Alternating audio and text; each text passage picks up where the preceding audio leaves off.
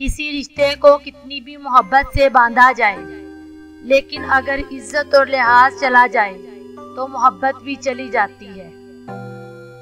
किसी भी रिश्ते को निभाने के लिए कसमों और वादों की जरूरत नहीं होती, बस उसे निभाने के लिए दो खूबसूरत लोग चाहिए, एक भरोसा कर सके और दूसरा उसे समझ सके।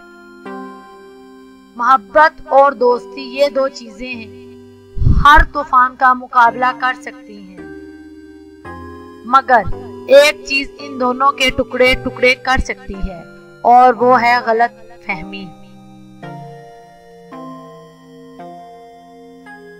परेशानी में मजाक और खुशी में ताना मत दो, क्योंकि इससे रिश्तों में मौजूद मोहब्बत खत्म हो जाती है।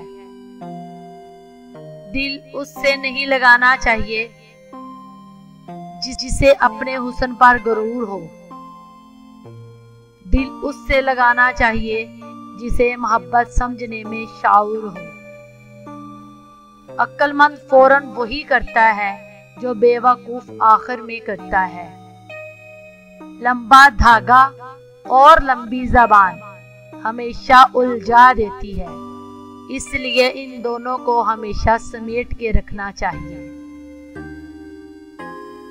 बेहतरीन की उम्मीद जरूर रखो, लेकिन मंसूबा बदतरीन हालात के हिसाब से बनाओ।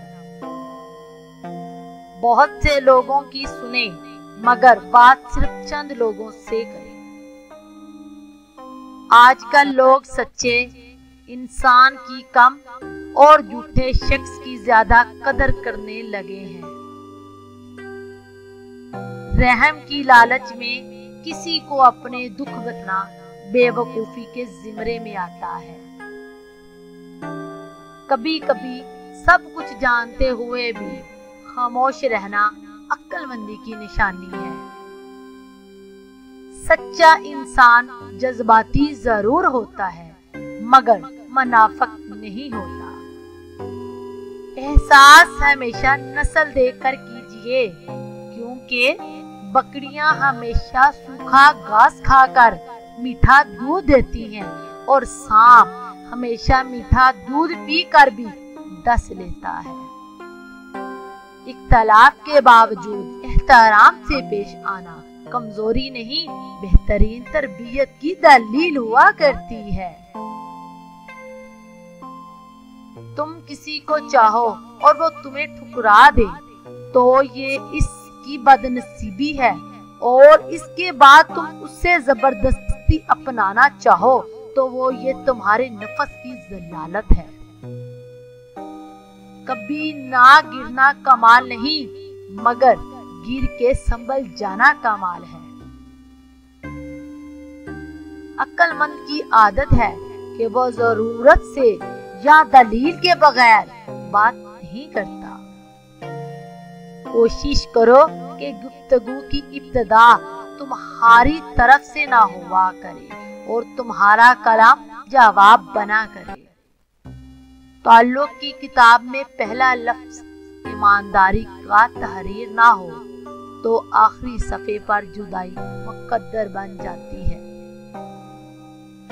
जो रिश्ते तुम्हें तकलीफ दें इनसे दूरी इख्तियार कर लो, वो खुद लौट आएंगे, मगर इस वक्त वो तुम्हारे दिल से उतर चुके होंगे, क्योंकि वो तुम्हारी कदर से नहीं पछतावे से लौटते हैं।